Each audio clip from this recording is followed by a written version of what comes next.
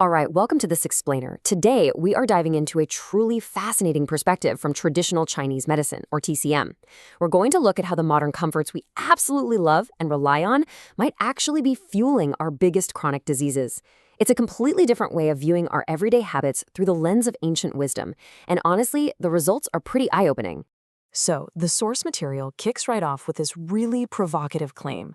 It argues that up to 70% of type 2 diabetes cases are not just some genetic inevitability. They aren't a life sentence. Instead, the claim is that they're the direct result of a metabolic breakdown caused by simply eating wrong. It's a bold shift, right? Moving away from just blaming our DNA to really putting our daily habits under the microscope. Here is our quick roadmap for today. We'll start with TCM's view on modern crises, move into deconstructing diabetes, and then explore golden diets for blood sugar. After that, we'll uncover a hidden summer heart attack risk, and finally, share some secrets to summer heart health. Let's get into it. Section 1. TCM's view on modern crises, how convenience destroys the internal fire. Think of your digestive system as this big, boiling pot of soup. According to the text we're looking at, our modern habits, things like chugging ice water or blasting the AC all day, are basically acting like a bucket of cold water, completely extinguishing that foundational internal heat. Moving on to Section 2, Deconstructing Diabetes, the Xiao Ke syndrome. The idea here is to look beyond just treating the numbers on a blood sugar monitor and instead view the body as a holistic system that has fallen entirely out of balance. You see, ancient texts didn't actually use the word diabetes at all. They referred to something called Xiao Ke, which translates to wasting thirst syndrome. It vividly describes a stomach acting like a furnace that has completely lost its foundational fire because of a poor diet. And the tragic irony here? Your blood is absolutely overflowing with unprocessed sugar, but your body's actual cells are starving to death because those nutrients just can't be transported. The source explains that this syndrome breaks the body down across 3 specific zones, or jiaos. Up top, in the upper jiao, the lungs, internal heat literally scorches your body's fluids. That's what causes that extreme, unquenchable thirst.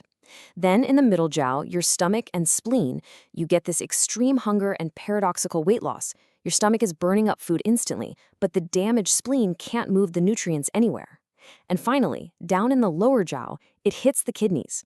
The body's gates fail, and nutrients leak right out of the system through frequent urination. Okay, so how do we fix this? That brings us to Section 3, Golden Diets for Blood Sugar, Reversing the Imbalance. To rebuild that critical internal digestive fire, the interventions focus super heavily on temperature and timing. First up, an absolute ban on ice-cold drinks. They shock the stomach. Instead, you're supposed to drink warm water to awaken the digestive fire. Then, there's a really specific 1-to-1-to-1 ratio of white rice, brown rice, and oats. The whole goal is to swap out dead, overprocessed grains for living, whole grains that digest slowly.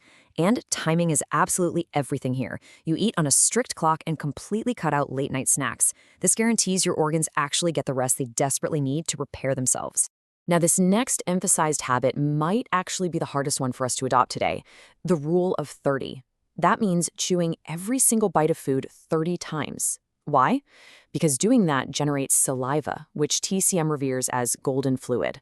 It acts as a natural coolant for unhealthy internal fire and jumpstarts your digestion way before the food even hits your stomach.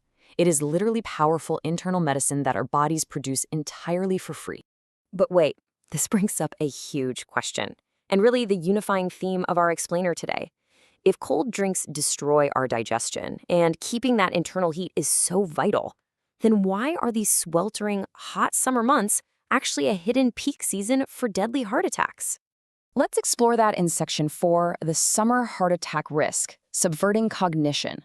While Western medicine usually warns us about winter heart attacks because of the cold, this framework gives us a mind-bending look at the hidden dangers of summer.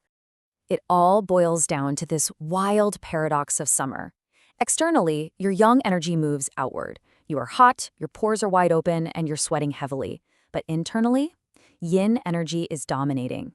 That means during the absolute hottest days of the year, your internal organs, especially your heart and your stomach, are actually in their coldest, weakest, and most vulnerable state. This creates a wildly dangerous chain reaction. Summer sweating drains your body's fluids.